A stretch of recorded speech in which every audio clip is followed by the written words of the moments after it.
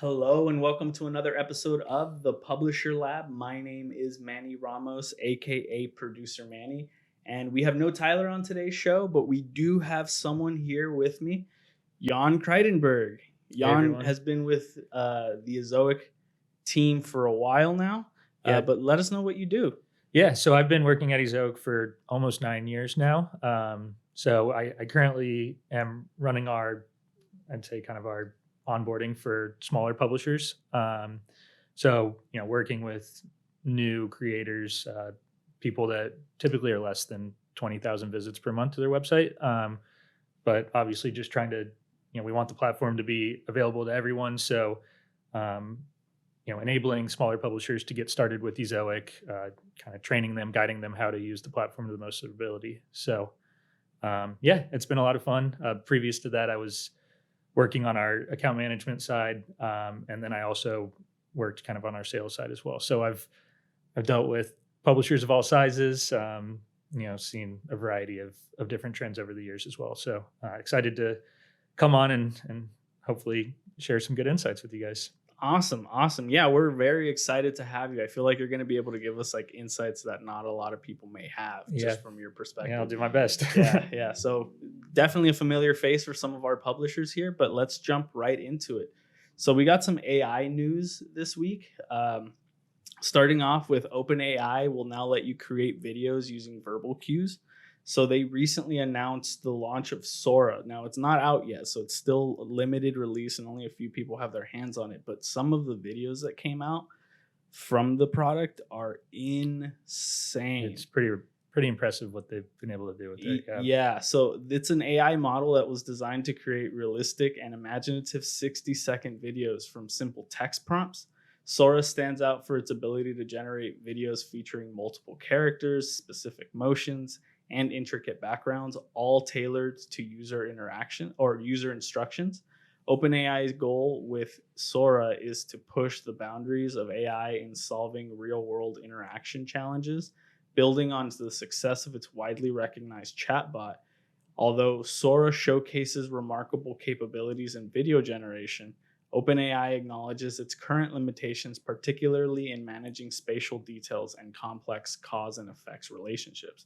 To ensure the safe deployment of Sora, OpenAI is engaging with experts to evaluate potential risks, such as misinformation and biases. Initially, Sora will be available to a select group of people, including cybersecurity professionals and creative professionals, aiming to refine its functionalities and explore particular or practical applications.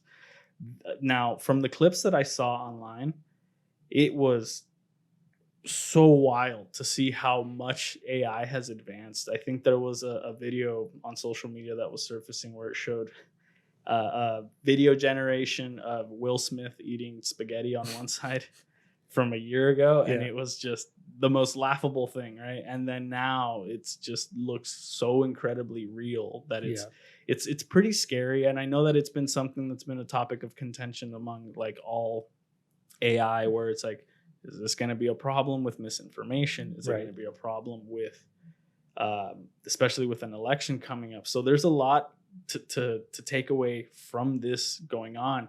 But from a publisher perspective, I think that like there has never been a tool that has made it so easy to get into just video content, because Right. it's literally making all the bits and pieces for you. Right. Yeah. And I see some parallels. I mean, when you think about when ChatGPT came out, like it made it so easy to create a ton of articles, really, with the click of a button or with a simple prompt. So I feel like this kind of wave two with the video side of things. Yeah, it's going to be super powerful. I think with all of this AI advancements, it's important to remember it's a tool set. It's not your kind of silver bullet to, hey, I'm now going to make incredible videos. It's we've talked about it some. It's you still have to put in the work and create the video, but it probably allows you to make some really complementary parts or aspects of the video in ways that an individual publisher could never have done before. Oh, So absolutely, absolutely. And like you mentioned, it's some if someone hasn't gotten into video,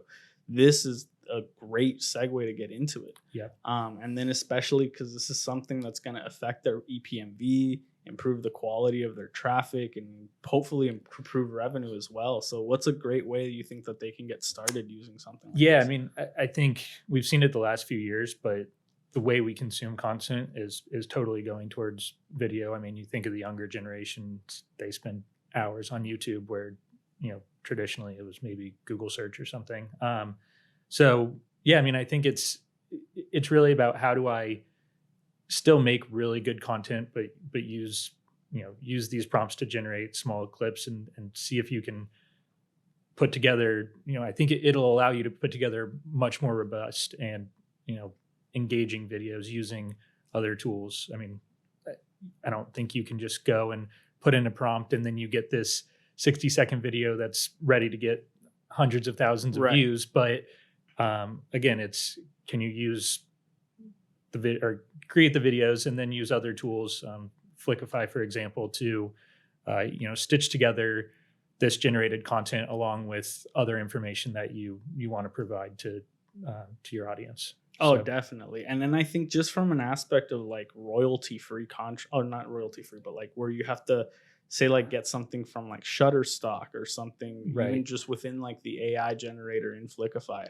If sometimes you can't find that video clip you need, let's say you're looking for, I don't know, someone mixing chocolate chips into like a bowl or right, something. right. This is something that's going to be able to recreate that, and it's going to look very real. And Yeah. now if you combine that with like other segments and other key important information, like boom, you got a great piece of content that's now on your Right. website. So it's going to definitely open some doors. Definitely open some doors. Yeah, and cutting costs. I mean, the big thing the last 3 years was video is important, but it's just so expensive, and a small publisher was not going to be able to do that unless they dedicated most of their time to it. But I think this opens up a lot of doors, and I also think the videos we saw were so impressive, and we're just scratching the surface. It's just going to get better and better over the next 6 to 8 months too. Oh yeah, my favorite video that came out of that too was someone generated 2 golden retrievers podcasting on top of a mountain. Yeah, and I was like, oh, that's so wholesome. That's so wholesome. Yeah, all the feels. But sticking with some AI news, but diving into the world of search as well. OpenAI is venturing into the web search arena with a new product leveraging Microsoft's Bing's capability alongside its own advanced technologies. According to the report from The Information, this move builds on OpenAI's repertoire of tools like GPTbot and ChatGPT Plus, which already integrate Bing for web searches. The search engine will be powered by OpenAI's GPT-4 tailored specifically for search functionalities, while the initiative sparks interest in its potential to draw organic traffic and offer benefits to businesses. The prospect of it challenging Google's search market supremacy is met with skepticism. Google's entrenched position, bolstered by habitual user reliance and a history of failing competitors, presents a formidable barrier.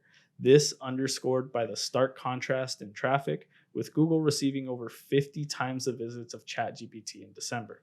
OpenAI's foray into web search signals an ambitious step to expand its technological footprint, yet it faces monumental task of disrupting the established search ecosystem.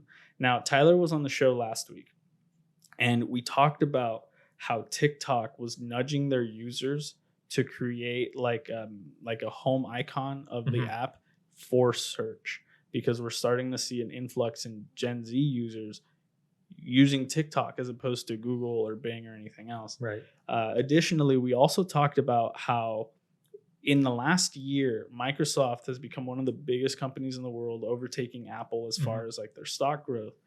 However, even despite their big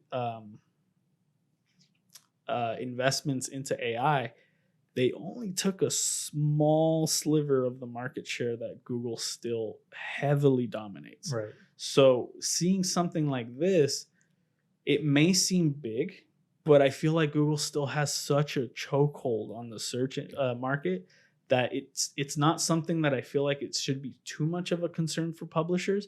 However, in the growing landscape, and we'll talk about this in one of the later stories too, everything is changing, and like the directions from which traffic gets sent to and where it's ending up is definitely changing. And it's Right. not something that's a positive trend for publishers, but it's just something else to take account of, especially with OpenAI. Do you have any takes as far as like if you were a publisher, especially one of the smaller publishers you work with, what does this news mean for them? Yeah, I mean, I think you're right. Like, it would be cool. I think we all would be stoked if, if there was a competitor and Google wasn't dominating everything. I don't think this is going to be the solution. Google is so ingrained into, um, search on our phones and all these other companies to where it's going to be the default, and user behavior is going to take a while to change. But I think the fact that there are going to be different search behaviors, I mean, I think it's an opportunity to look at how you create the content and how you're delivering it to people. One of the big things that I've seen a lot of complaints online or comments in general is content on the internet has instead of been created for people, it's a lot of the work is done to how do I get it to rank on Google, and how do I not manipulate but play to what they're looking for, which I think in a lot of ways has made content objectively worse at solving the question people are looking for. So yeah, kind of just on that, I think people should be looking at, not just with this wave search, but in general, how do people consume content? Do I need to be just going by the book of Google, or can I, take a step back and rethink how I am creating the content and, how I'm structuring it and everything to answer those questions. Yeah, So, definitely like quality over quantity. And right. especially with, if you had mentioned something to me yesterday, where it's like, just because there are now AI tools that will help you write the content and make the job easier for you, that Right. also makes it easier for hundreds and hundreds of publishers. Exactly. So how do you make yourself stand out? Well, and that's, yeah, I don't think, again, we talked about, you can't just put a prompt into, ChatGPT, or I know there's AI writing tools out there, but it's not, hey, I paid money to use this tool. Now I put it on my website and wait. It's, that article maybe is 80% of the way there. Once you are seeing it start to rank, well, can you go back and kind of review the content, augment it, and make it, more engaging, add new aspects to it and things like that. Integrate video and Integrate stuff. video. Yeah, exactly. So I think that's where publishers are going to get ahead, is, leveraging these tools. And I know that, Tyler's probably said it before on here as well, but I kind of think of it as similar to, Excel. It's not going to replace you as a worker, and AI is not going to replace people as workers, but it does make people significantly more efficient and kind of takes out some of the monotonous work and allows you to kind of get to the next level of kind of producing the content and, putting it on your website. Right. So, The value is from the idea, not so Right. much from how you create the content. Exactly. Definitely. And then just kind of sticking with the trend of traffic changing and just like a shift in this landscape. A study was done by Gartner, who has forecasted a significant shift in the digital landscape, and they predicted 25% decline in traffic from traditional search engines by 2026. Mm-hmm. And this anticipated change is attributed to the growth preference for generative AI answering machines, such as ChatGPT and Claude, over conventional search methods. The projection underscores the pivotal transformation in how information is sought online, with AI-driven platforms potentially redirecting user search habits. For businesses reliant on search engine traffic for revenue, such as our publishers, Mm-hmm. this trend could necessitate a reevaluation of SEO and PPC strategies, alongside concerns over rising advertising costs. While Gartner's predictions offers a glimpse into the future of digital marketing, their speculative nature warrants cautious interpretation. The firm's advisories include a prior warning about decrease in organic search traffic by 2028 and highlight the need for brands to adapt and diversify their marketing approaches in response to evolving AI technology landscapes. Not last week, but a few weeks ago, we had Terrence on the show along with Connor, and we also were discussing about how advertising money that's going into search is increasing. Right. So the money is going back into the industry. It's just clearly now there are different directions that traffic is going to. Therefore, Right. the money is going to be dispersed differently. Right. Is this something that you're starting to see more and more as like you're working with publishers, or is it something that's like it's kind of been a slow? Yeah, I think it's going to be more of a slow. I mean, we go back to user behavior, and I think yes, there's maybe interest in AI generative results, but for what things? I think there's certain aspects of search that AI would be really helpful for. I think there's others that it's almost trying to get too cute. Like some people do just want to go like find a video or find an article that answers their question. It's not, they don't necessarily want to talk to a chatbot or have Google return it as AI.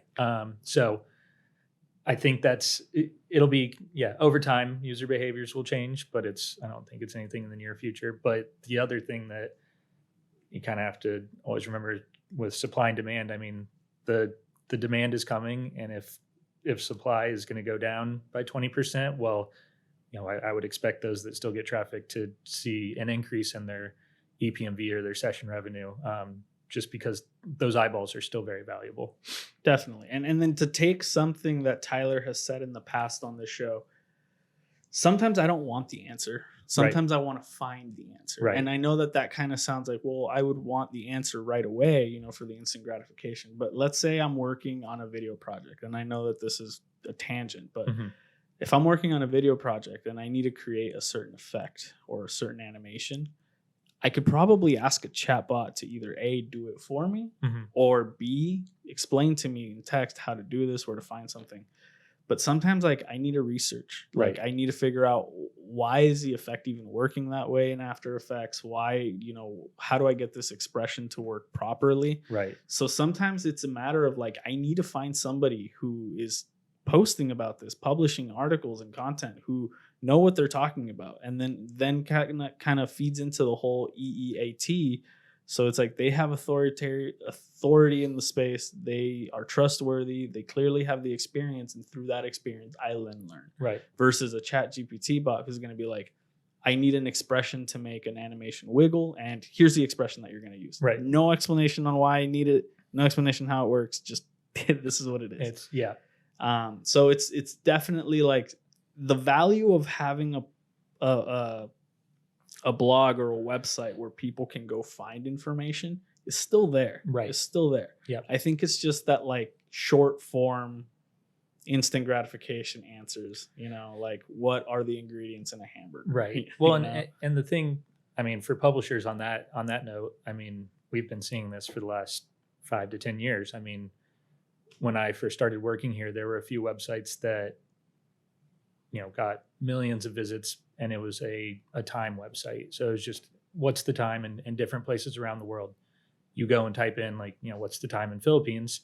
Google just puts it on the search results. That traffic's been kind of like eaten away over time. And I think this is just kind of the next evolution of getting those quick answers. But yeah, it's definitely not going to take away from the authorities on a certain subject. And maybe we elevate the level of like knowledge and across the board, so you can have 100 people writing about it versus 10. But a lot of those people have not actually had the experiences. They haven't actually like done it. They're just regurgitating from AI, and that's not right. That's not helpful. So no, definitely not. And I mean, we have a note here regarding like, since you kind of work with a lot of the sites that get approved at Ezoic, you can't really just feed into a get rich quick scheme. No, you can't just spin something up or be writing for keywords. You can't, right. It's about the quality. Yeah, and I've over the last year we've seen a huge boom in sites make money online, or a lot of about insurance or about lawyers, and it's kind of, oh well, I've created 10 articles about it, and they're looking at what are the highest paying keywords. Can I throw all this on a website? You're just becoming more and more of like the same as everyone else if you're taking that approach. So yeah, it's easy for you, but it's easy for every other person out there to do the exact same thing you're doing, unless you're taking your own personal approach and have that idea that separates you from the rest of the people out there creating content. So Oh, absolutely, absolutely. And then we'll just get right into the last story of the day here too. And this is coming out of the Wall Street Journal, so you know that they do extra research when they write their articles. sure. Uh, Traditional search engines face a growing challenge from AI-powered answer machines that provided direct responses to user queries, potentially diminishing the need for traditional search methods. This shift is evidenced by the emergence of platforms like Arc Search, which offer succinct summaries that could lead to the reduction of website traffic. Uh, the proliferation of AI-generated content, often of questionable quality, further complicates the effectiveness of conventional search, raising concerns about the credibility and usability of online information. The impact of publishers' business models is significant, with potential revenue losses as AI bypasses traditional website visits. High-profile cases such as the New York Times lawsuit against Microsoft and OpenAI underscore the legal and financial stakes involved. Additionally, the evolution of AI search capabilities could extend to social media and beyond, challenging established players like Google's to innovate and adapt. So this is clearly a big problem that's been happening with websites. We're starting to see traffic being rerouted. Is there any way that a publisher could potentially try to get ahead of something like this? Like to set themselves up for success, to make sure that they have everything, ready to go.